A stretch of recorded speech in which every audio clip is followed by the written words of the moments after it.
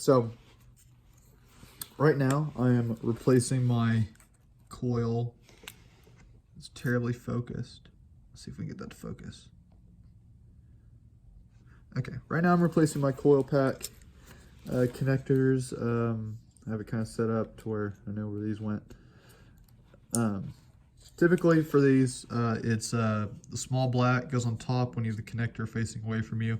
Small black goes on top, big black goes in the middle, and colored goes on bottom. All right, so once I put the retainer in, this one will be done. I'm just going to go ahead and show you with this one, because God knows I needed a video to show me how to do this, and it didn't really exist. There's a guy that kind of tells you how to do it, but not super well. So what I do is I'll try to make a little diagram that you can see to show you better, but essentially you get like a little screwdriver like this. I went and got this at Harbor Freight in a set for like $6, came with like 20 others, but you put it in the top of the connector. Now, one thing to remember about these, a lot of connectors I've worked with have the retainer on the actual terminal, the metal part itself. The coil pack connectors have the retainer that hold the terminal in on the connector itself, like the housing of it. And what it does is it sits on top of here. See if you can kind of see that, right here, the metal part, and there's a little notch on top of it. Not really focused that well. There's a little notch in the top for you to get a screwdriver or whatever they want you to use in there, and anyway, it pushes down and you get your connector or your screwdriver in there and pry it up, and that releases the clip. So I mean, it sounds easy enough, and it probably is for someone, but it is not for me, so I figure it's probably not for someone else.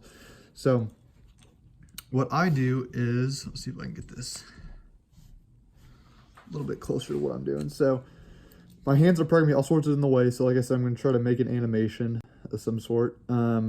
So as you put the screwdriver in, you put it on top of the terminal, kind of prying down slightly, and you slide it in, and you'll feel it hit a ridge. Now that first ridge you feel is in the terminal. It's built into the terminal. It's not what you want to mess with. So you slide it up the back of that ridge, and then you hit a wall while keeping upward pressure on the screwdriver. So then what I do is I put my thumb on it to keep that pressure on it. I grab it, and whatever wire I'm trying to do, I grab it and I push it up forward, take all the pressure off it, put a decent amount of pressure on my thumb and pry up, and it releases. So like I said, I'll try to make an animation for this, but I mean, for first try that worked out really well. So I think this is the best way to do it, and you could probably actually reuse this connector if you were, but my clips are broken. That's why I'm replacing all of them anyway. So yeah, I just thought I'd go ahead and make this video to try to show someone else how to do it, since I was really struggling with this and it was frustrating the hell out of me. So yeah, I hope this helps someone.